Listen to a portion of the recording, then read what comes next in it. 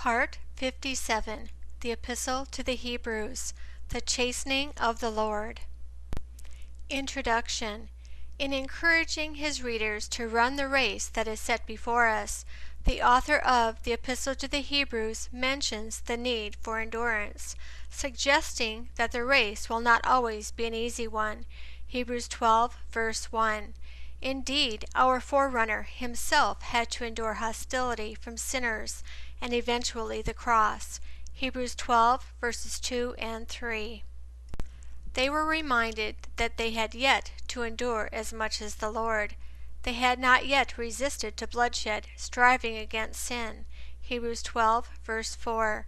Though they had earlier endured a great struggle with sufferings. Hebrews 10, verses 32 through 34.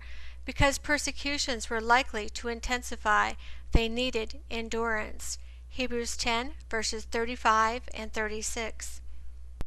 To help them in this regard, he reminds them of the chastening of the Lord by quoting a well-known passage in Proverbs, Hebrews 12, verses 5 and 6, expounding upon the purpose of the Lord's chastening, Hebrews 12, verses 7 through 11, understanding how the Lord might use hardships, even persecutions, to chasten them for their good, would serve to encourage them to endure. What does the word chasten mean? The Greek word is paideia.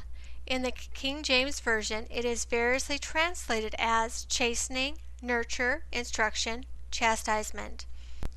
Thayer defines the word in this way: the whole training and education of children, which relates to the cultivation of mind and morals, and employs for this purpose now commands and admonitions, now reproof and punishment.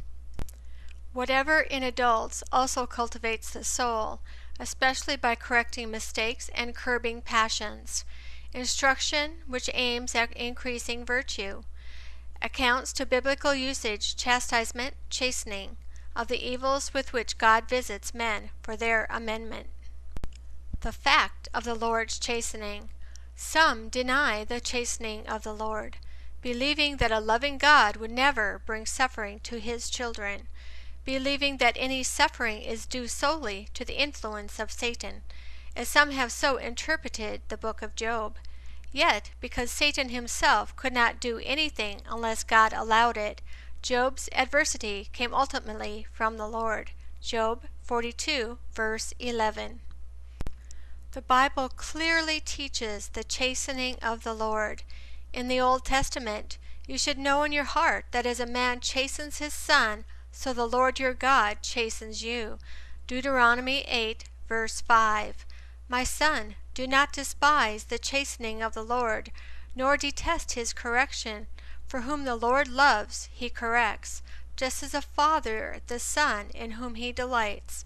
Proverbs 3, verses 11 and 12. In the New Testament, for if we would judge ourselves, we would not be judged. But when we are judged, we are chastened by the Lord, that we may not be condemned with the world. 1 Corinthians 11, verses 31 and 32. As many as I love, I rebuke and chasten. Therefore be zealous and repent. Revelations 3, verse 19.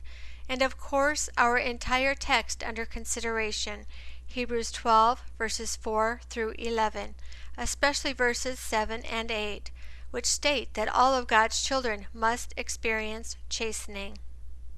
This concludes part 57 of the book of Hebrews.